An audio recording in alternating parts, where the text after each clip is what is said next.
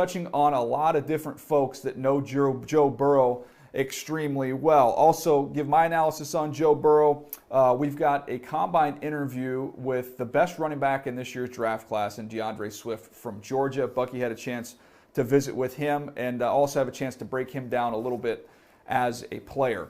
Well, let's jump right into this right now, because when I think about the top quarterbacks in this year's draft, it's really a two-man race. It's Joe Burrow versus Tua Tagovailoa.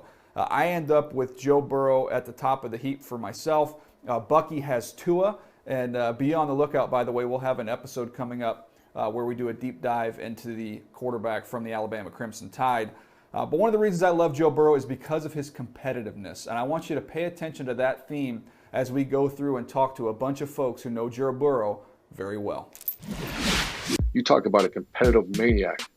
I mean, that's who Joe Burrow is.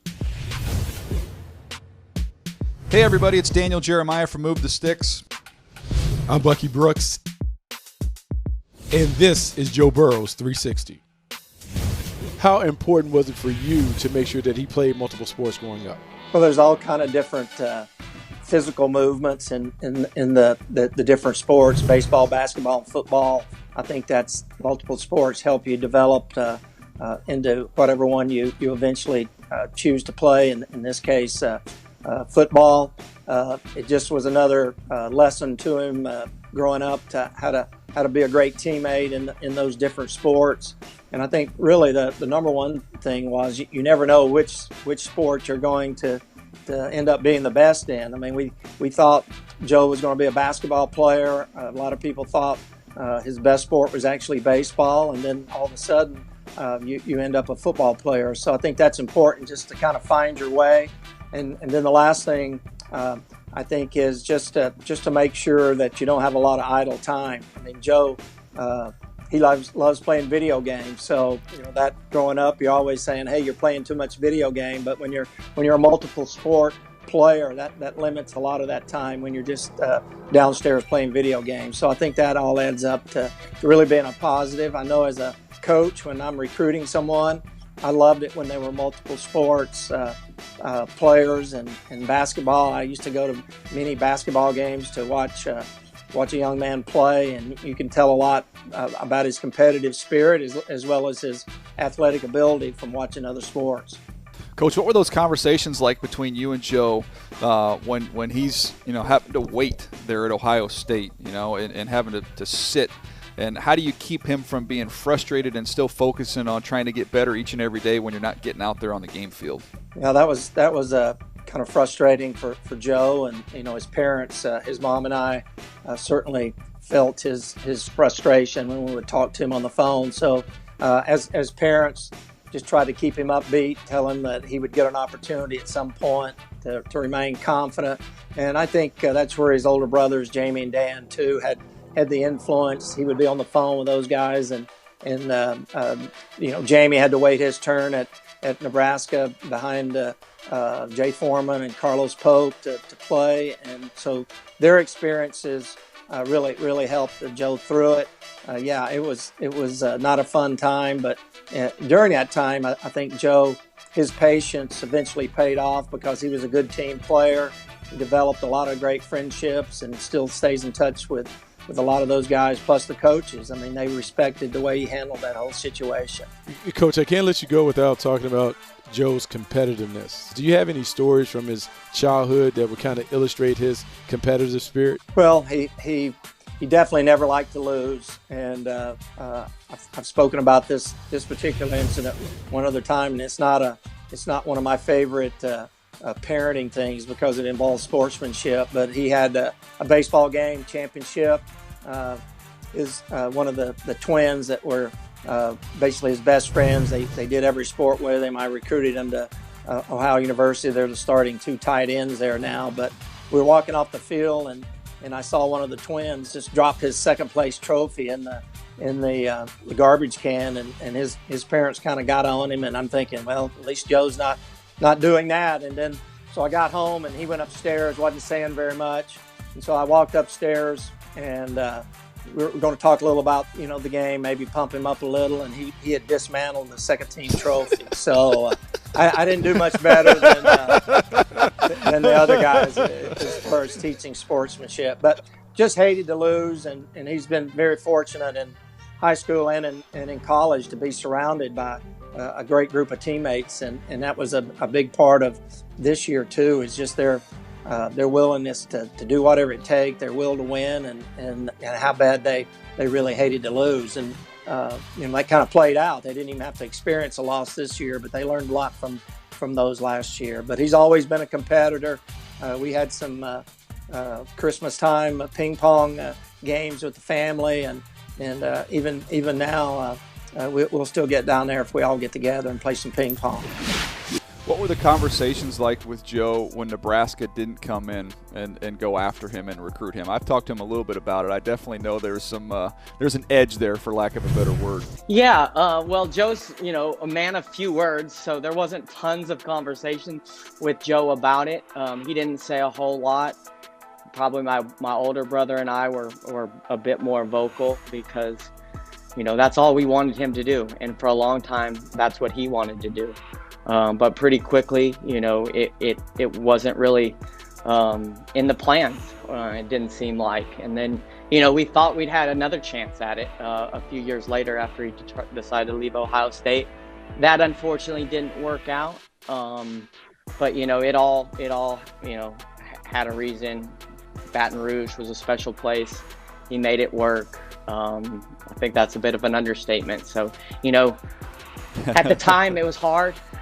But looking back on it, it all worked out, so we couldn't be more happy. Knowing the family dynamics and just the influences on Joe, how has he been able to stay grounded through arguably the best college football season we've ever seen from a quarterback? One of the things that I always have been impressed with Joe is just, his maturity, his composure, his decision-making process, his decision-making skills, and really, his leadership. And, kind of that's what he's always done, from the minute he got to Athens, about, taking control of that quarterback and just riding that ship and just really changing that path, going to Ohio State and then ultimately ending up at LSU.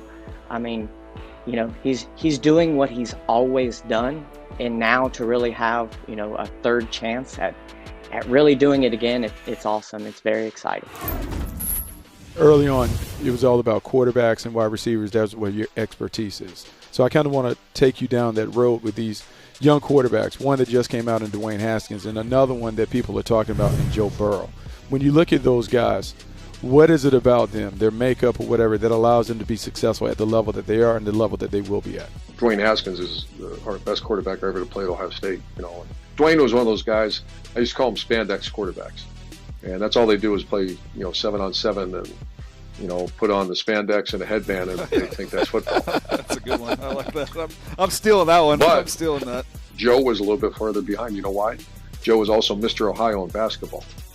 And they had a great team in the state championships. And, he's just one of those all-purpose, tough guy leaders. And so he maybe was not a spandex quarterback, but became a great one because he worked so hard at it. Joe Burrow, this is a no-brainer. Absolute no-brainer. Now, can he throw as accurate as Dwayne? No, he's improved, but he wasn't that way. But his leadership skills, his toughness, his competitive, you talk about a competitive maniac. I mean, that's who Joe Burrow is.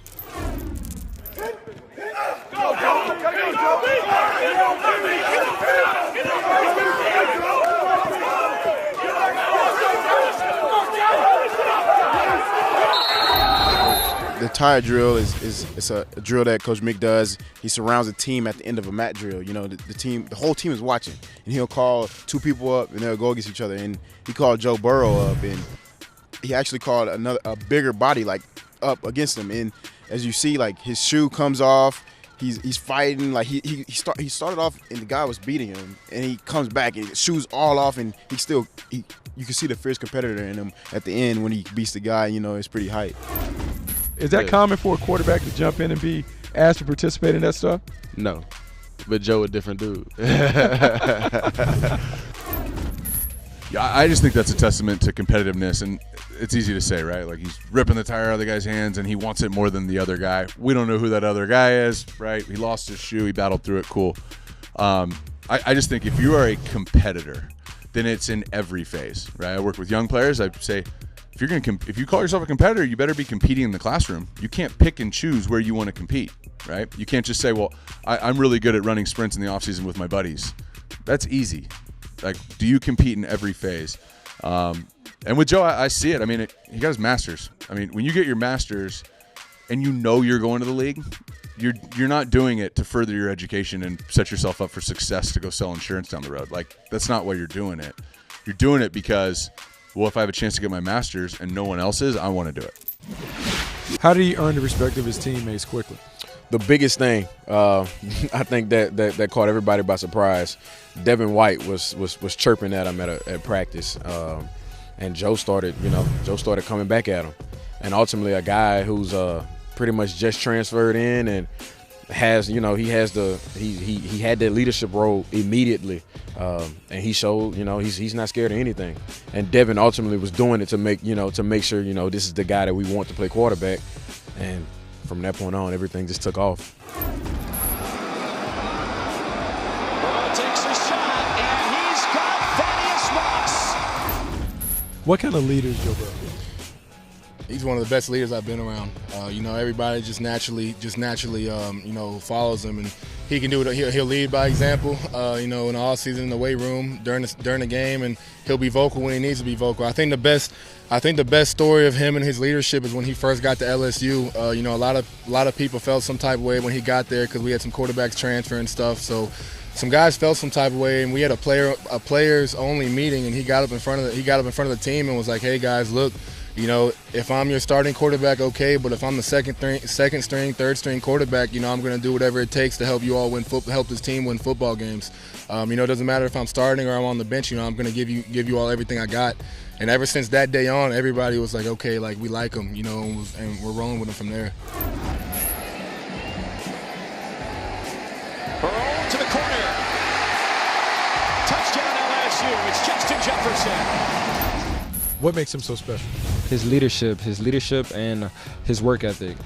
Just staying after practice and getting those extra reps, or meeting up on Saturdays and having more routes to run. So just him coming in and being that guy from Ohio, just not knowing anybody, and then coming in and running our team. So he did a great job in last season, and he brought us a national championship. It's funny. So you talk about him coming from Ohio, not knowing anyone, but earning your respect.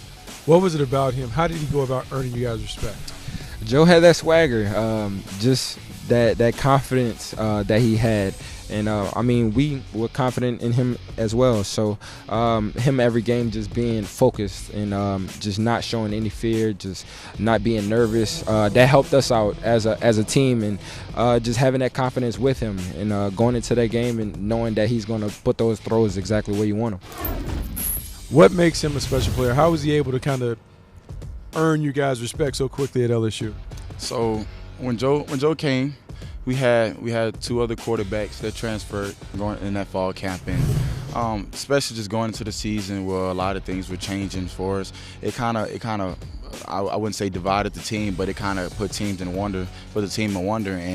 But when all that was going on, Joe just talked to the team. This was, "Look, man, I'm not here to be anybody's competition, anybody's enemy, but I'm here just for you guys. I'm here for the same reason you guys are here. I want to win. I want to feed my family. I want to get to the next level, and I don't mean anything to any harm, any personal to where anybody has any personal feelings towards me. But at the end of the day, I just met you guys, but you guys are my brothers, and I'm trying to do everything with y'all. I bleed you guys the same way. And when it comes to the weight room and on the field, Joe's one of the toughest guys, if not the toughest in the weight room and on the field. As far as when I say that, anytime anything's going on, let's say it's a physical fight between offense and D-line, Joe was head first trying to get in there. So when it just say he's all about us, and he's a brother, and no matter how many accolades he get, he's always been the most humble person possible.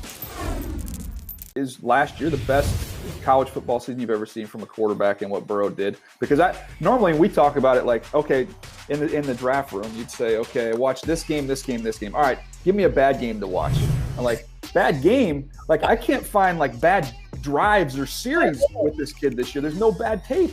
Dude, it's amazing. I started to run out of things to say. Like, what? It's like when Tiger Woods was in his prime. It's like, he's really good again. there he is. I mean, this kid, and there have been I've covered some great players in doing this for a long time, but it was a perfect storm, right? It was the combination of Joe Brady bringing that Saints system to New Orleans or to Baton Rouge. So you had that element. You have a veteran fifth-year quarterback who is a gym rat when it comes to preparation. Like, this kid is I'm not putting the Tom Brady label on him, but Peyton Manning, Tom Brady type. He's at the facility preparing on Sunday. They just won by 40 yesterday. He's on Sunday. He's there for 8 hours looking at the next game. They give him a test on Monday. Brady would give him a test on Monday because he got so much information into his mind on Sunday. And so that's the first kind of step of getting ready for Mississippi State or whoever they're playing is Monday. He's there. He's like a coach. He was a coach that played quarterback in his fifth year. He knew the answers to every question. And when you throw in his ability to work full field progression, he's just boom, boom, boom, boom. And I don't care if you're a man, you're showing man, you're going to quarters, whatever you do. This guy was like, oh, you might get me once, but I'm going to get you the next time. I've never seen a guy with this killer instinct of wanting to not just beat you, but like steal your soul from you. Like he wants to ruin everything about you. And the defensive coordinator, like he takes it so personally. That week's battle against whoever it is. And all guys are competitive. All guys want to win. But this guy, borderline like arrogant, borderline like, man, were you okay as a kid? Like a mean dude in a good way. If he's your quarterback, it's great. But he's going to ruffle some feathers in the NFL if he keeps playing and with that attitude, with success. Mm-hmm. People are going to want to see him hit a lot if you're playing against him. I personally love it because I kind of like that edge he plays with. But it'd be interesting to see how that flies in the NFL. You talked about Joe Burrow coming and being a part of your QB summit last summer, connecting with him, and look, he has a magic carpet ride. Yeah, I think with Joe, the writing was on the wall for me. Now, as I mentioned, I haven't known this kid since he was little. Joe, out of all the guys I've been around, is probably the most confident. However you want to score it, probably the most confident guy I've been around. If you can look under the hood and really determine how mature they are. And the case in point is, because you'd say, well, how do you know Joe's so mature? His life did not change in the last 12 months. It changed in the last 3. Because here's the deal. He was somewhat irrelevant, right? Mm-hmm. He's the quarterback at LSU, but he wasn't Joe Burrow, right? It's pandemonium where we're out here in Orange County. Literally, across the country, there's people freaking out when they see Joe Burrow. It wasn't like that. The whole season, he just got his master's. So he was going from the dorm room to the facility every day. He didn't even get a chance to experience all the crazy stuff that was going on and how big it was getting, really, until he got to the playoffs and the media stuff hit, and then the national championship and the Heisman and all that stuff. So really, all of this it's newer than everyone thinks. So when I say that he's as mature as anybody I've been around at this age, look at how he's handled it. He didn't buy into it. He hasn't gone off and changed a ton. He's just taken in what's happened, what's been happening around him, focused on the results of what's in front of him, and he just rolled for 15 weeks. The old scout in me is trying to figure out what popped and what clicked. You've talked about the maturity, but from your vantage point on the outside in, what clicked for him that final season that enabled him to have the performance that he had? Well, I think he's definitely not putting words in his mouth. I think he's regarded himself as this type of player for a while now. I don't think he stumbled upon this. You don't luck into that year, right? Mm-hmm. It's not like he threw a ball for grabs every play and they scored touchdowns. That's not what happened. I think that he's believed this about himself for a while. I think he believes certain things about the guys in the huddle, and he elevated their play. If I had to bring you into a team and let you do the presentation on, here's why Joe Burrow would be great for your franchise, how would you respond? I would say he has a proven track record of dealing with adversity well. So with Joe, I would say that this guy handles adversity well. The whole Ohio State thing, he turned lemons into lemonade, like we've never seen before, like 60 of them, right? And the other thing is that he did it not by running around and making plays. He did it by buying into a system and getting others to buy in. If you're picking high in the draft and you're trying to flip your franchise around, I wouldn't get the strongest arm in NFL history. I wouldn't get the fastest receiver in the combine history. I get somebody who can buy in, get others to buy in, and is ready for adversity. Put into perspective this past season for you. Obviously, there were so many highs. I mean, just tell us kind of how that was for you. Yeah, the crazy thing is we kind of knew it was going to happen. You know, when we talked about the national championship being in New Orleans, we talked about back in February when we won it, not if we were going to be there. Like, we would talk about, oh, it's going to be in New Orleans when we win it. It's going to be crazy after the game, like stuff like that. So you knew even before the season started that this was going to be the outcome? Back in February, March, we knew the work we were going to put in. We knew the kind of players we had. We knew the coaches we had. So football is obviously a big part of your DNA, your family. I mean, your dad was a defensive coordinator at Ohio University. Yeah. Your brothers played at Nebraska. Did you ever have a different dream other than the NFL? I wanted to be a basketball player first. You know, freshman, sophomore, junior year of high school, I thought I was going to be a basketball player.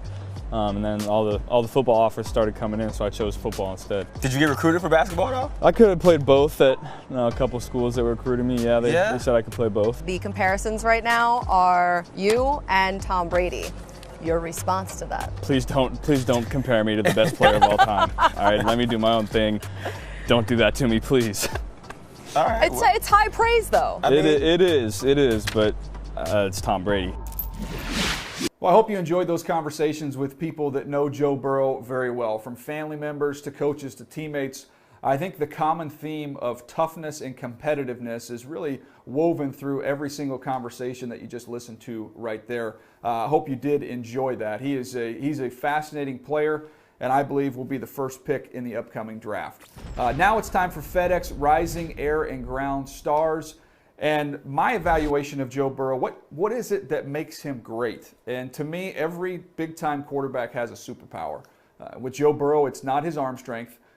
It's not his athleticism, although he's athletic. His superpower is his vision and his decision-making. And you got a chance to see it this last year in the Joe Brady offense. A lot of five-man protection, get everybody out into the route, and you can see him read the full field and dissect defenses on a weekly basis. Something I haven't seen before, to play at that high of a level, that consistent of a level. And I do believe with the Cincinnati Bengals or whoever drafts him, if they will put the right pieces in place around him and let him get guys out in the route, see, sort, and deliver the ball, you're going to have a long, successful career for Joe Burrow. I think he's an outstanding prospect. As for FedEx Rising Ground Star, DeAndre Swift, to me, one of the most impressive. In fact, he is the most impressive runners in this year's draft class.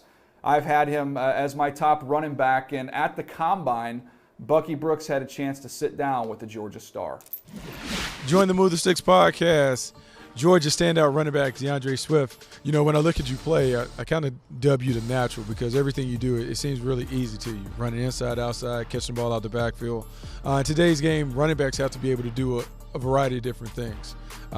When did you develop those skills to be able to not only run it but catch it and kind of make impacts in a variety of ways? Just God blessed me with a tremendous amount of God-given ability, but something you got to work at. Like I played 7-on-7 when I was younger. I would play in the slot, just to do different types of stuff like that to make me so versatile in my style of play, so where I could be used in various amount of different ways. So it's funny when you say like 7-on-7, you were used in the slot, because at Georgia they didn't fully utilize you like that. Is that one of the hidden talents that an NFL team will get, and they can kind of expand the package and repertoire how to use you? Most definitely. I did a little bit my freshman year because I was behind two great backs, so that's how I kind of felt my way on the field, definitely in practice, just playing at the F in the slot and just knowing the whole offense, so I could definitely be used that way. So that's funny because that way is really popular, because there are a lot of people that are looking for the next Alvin Kamara, because Alvin Kamara was able to make such a splash.